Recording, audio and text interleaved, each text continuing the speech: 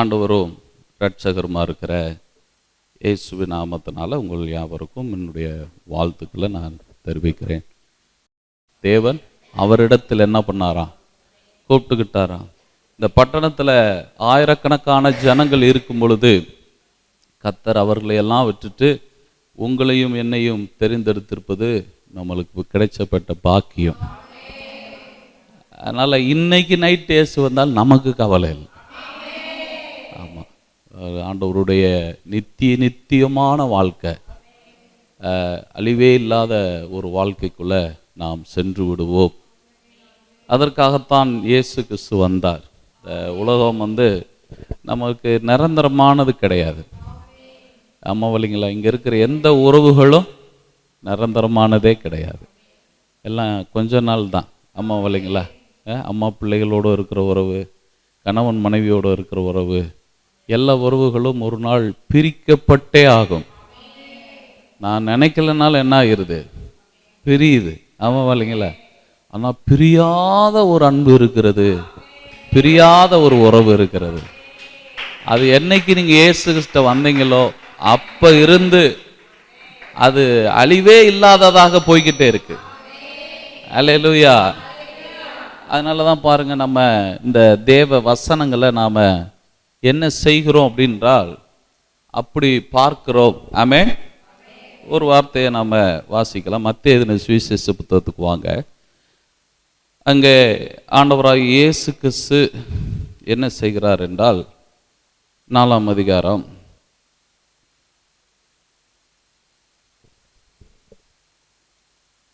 1ஆம் வசனம். அப்பொழுது இயேசு யாரினால் சோதிக்கப்படுவதற்கு? சத்தமா? அப்ப சோதிக்கிறதே யாரு? கேட்கல. நல்ல வார்த்தையை கவனிக்கணும். இந்த உலகத்துல சோதனைக்காரன் சோதனையை கொடுத்துக்கிட்டு இருக்கிறான், வேதனையை கொடுத்துக்கிட்டு இருக்கிறான், பாடுகளை கொடுத்துக்கிட்டு இருக்கிறான் அப்படின்னு ஆண்டவரை சொல்லிடாதீங்க. நிறைய பேருடைய எண்ணம் என்னன்னா, ஆண்டவர் என்னை என்னென்ன சோதிச்சு பார்ப்பாரோ சோதிச்சு பார்க்கட்டும், நீ என்னென்ன கொடுப்பாரோ கொடுக்கட்டும் அப்படின்னு யார் மேலே பழி சொல்கிறாங்கன்னா, ஆண்டவர் மேலே பழி சொல்கிறாங்க. ஆண்டவர் மேலே பழி சொல்லிட்டு ஆண்டவரே கும்பிடுவோம். அல்லேலூயா. ஆமாம் இல்லைங்களா? ஆனால் அதனால தான் தேவன் மத்தேயுல எழுதி வச்சார். என்னதுன்னா, சோதிக்கப்படுவதற்கு அப்படின்னும் போது சோதனைக்காரன் அப்படின்ற அந்த வார்த்தை தேவனை குறித்ததல்ல, அந்த வார்த்தை பிசாசானவனை குறித்தது. பிசாசானவன் தான் சோதனைகளை கொடுக்கிறான், வேதனைகளை கொடுக்கிறான். அதனால உங்க வாழ்க்கையில எந்த விதமான சோதனை வந்தாலும் அது தேவன் கொடுக்கல. அதை முதல்ல தெரிஞ்சுக்கிறோம். அதனால தான் இயேசு கிறிஸ்து ஜெபிக்க கற்றுக் கொடுக்கும் போது எப்படி ஜெபிக்க கற்றுக் கொடுத்தார் பாருங்க. மத்தேயு எழுதின சுவிசேஷ புத்தகம் 6ஆம் அதிகாரம் 13. பார்த்தீங்களா? எங்களை சோதனைக்கு உட்பட பண்ணாமல் தீமையிலிருந்து, பாருங்க, தீமை நிறைந்த இந்த உலகத்துல தீமையிலிருந்து காப்பாற்றுகிறவர்கள் தான் தேவன். தேவன்னா யாரு? அவர் சொல்ற ஜெபத்துல சொல்லி கொடுக்கிறார், தீமையிலிருந்து காப்பாற்றுகிறவர், தீமையை கொடுக்கிறவர் கிடையாது.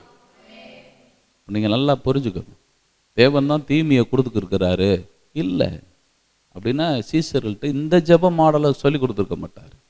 நான் யாருன்னா தீமையிலிருந்து காப்பாற்றுகிறவர். புரிஞ்சுட்டீங்களா? அப்போ தீமையை கொடுக்குறவர் அப்படி சொல்லுவாரா? சொல்ல முடியாது. நான் தான் தீமையை கொடுக்குறேன், நானே உங்களை காப்பாற்றுறேன் அப்படின்னு சொன்னா இது என்ன அர்த்தங்க? அவர் தான் தீமையை கொடுக்குறாரு, அவரே காப்பாற்றுவாரா அப்படின்னா நம்ம மனதை அப்படி பிசாசானவன் நம்ப வைக்கிறான். எப்படி நம்ப வைக்கிறான்? ஆண்டவர் தான் சோதனையை கொடுப்பாரு, அப்புறம் அவர் தான் காப்பாற்றணும்.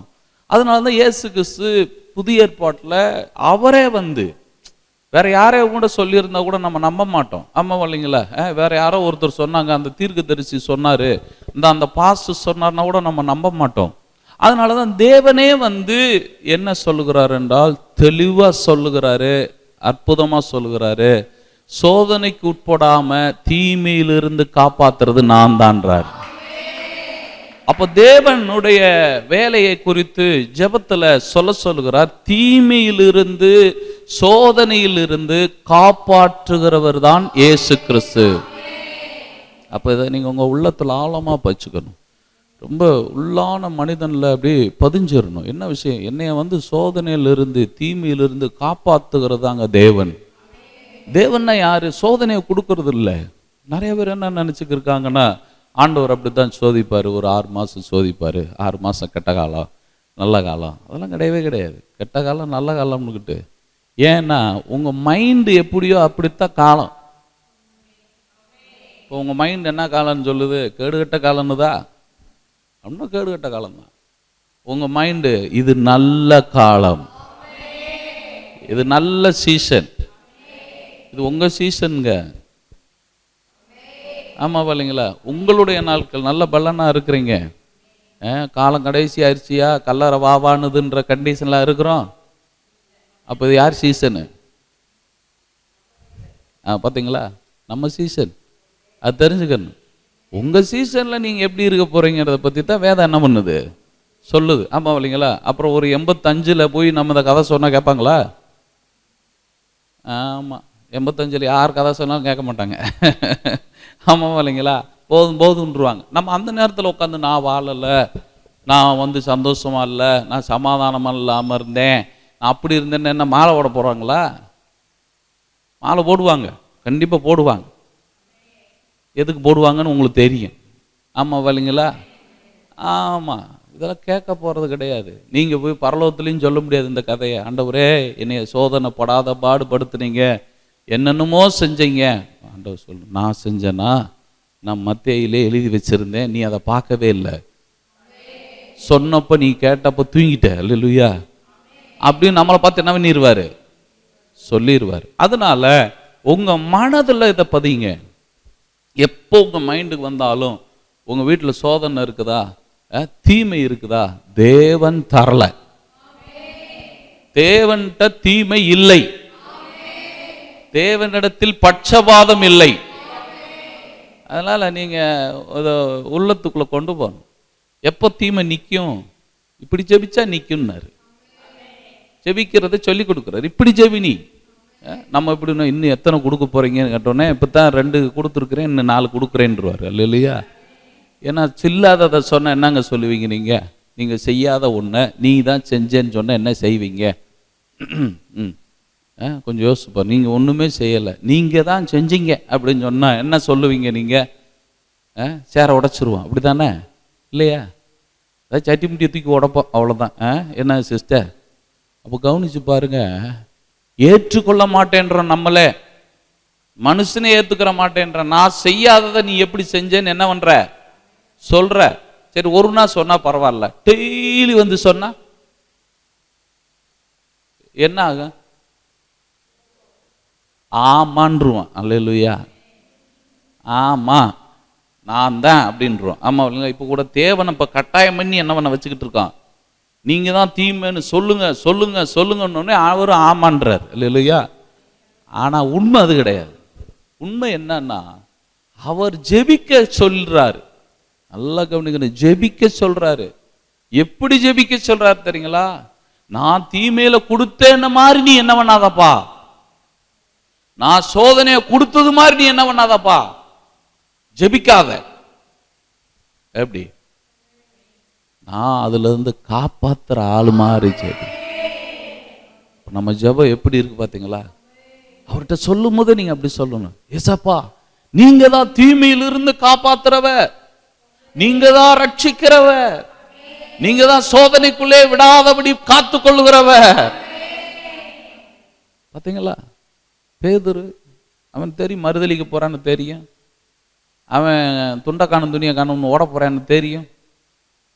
அதுக்கு முன்னாடி தேவன் சொல்லுற, இயேசுப்பா சொல்றார், உன்னைய சொலகுல போட்டு புடைக்கும்படி பிசாசானவன் என்ன பண்ணா? உத்தரவு கேட்டான். அப்படியே கொடுத்துட்டேன் அப்படின்னாரா?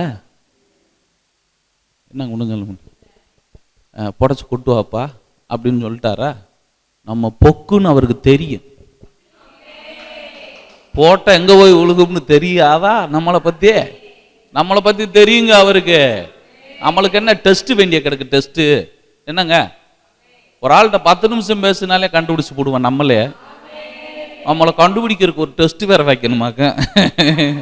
என்னங்க யோசிச்சு பாருங்க. அப்புறம் இப்போ நம்மளை அப்புறம் எதுக்குங்க தேவையில்லாத டெஸ்ட் நமக்கு? அவர் சொல்றாரு, உன்னை டெஸ்ட் பண்ணணும்னு கேட்டான். நான் என்ன கொடுக்கல தெரியுமா? விசுவாசம் ஒளிஞ்சு போயிரும். டெஸ்ட் வந்தா எது ஒளியும்? முதல்ல சோதனை வந்தா விசுவாசம் ஒளிஞ்சு போயிடும். அவருக்கு தெரிஞ்சுதான், எனக்கு தெரியும் நீ ரொம்ப பெரிய விசுவாசின்னு எனக்கு தெரியும், உனக்கு சோதனை கொடுத்தோன்னு நீ எங்க இருப்பேன்னு எனக்கே தெரியாது, அதனால நான் என்ன பண்ணலன்றாரு. உப்பு கொடுத்தேன்னாரா? கொடுக்க மாட்டேன்ட்டார். அப்போ இதெல்லாம் உங்க மண்டைக்குள்ள போகணும். உண்மையை அப்படியே நீங்க உண்மையை உங்க மனதுக்குள்ள கொண்டு போகும்போது தான் சோதனை வராது. சோதனை வரக்கூடாதுன்னு நினைக்கிறவங்களாம் கையை தூக்குங்க, முதல்ல பார்த்துக்கிறேன். ஆமா, எல்லாம் காவாசி தூக்குனதுனால அரைவாசி என்ன பண்ண போகுதுன்னு தெரியல. நல்ல கையை தூக்குங்க. ஆமா, எப்போ வல்லையிலையா சொன்னா கையை முழுசா சொல்லுங்க. என்ன புரியுதுங்களா?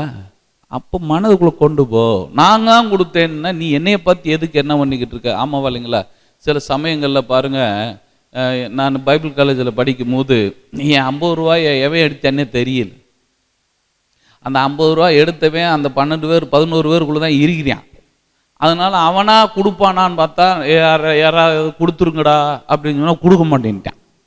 அப்போ நான் என்ன பண்ணேன் அப்படின்னு சொன்னால், அவங்க கிட்ட ஒவ்வொருத்தமிட்டியா கதை சொல்கிறேன். எப்படி கதை சொல்கிறேன் அப்படின்னு ஒவ்வொரு 11 வருட்டையும் கதை சொல்கிறேன். 11 வருட்டி அழுது காட்டுறேன், புரண்டு காட்டுறேன். அதில் அந்த திருடனுவன் மனது இறங்கிட்டான். இல்லையா?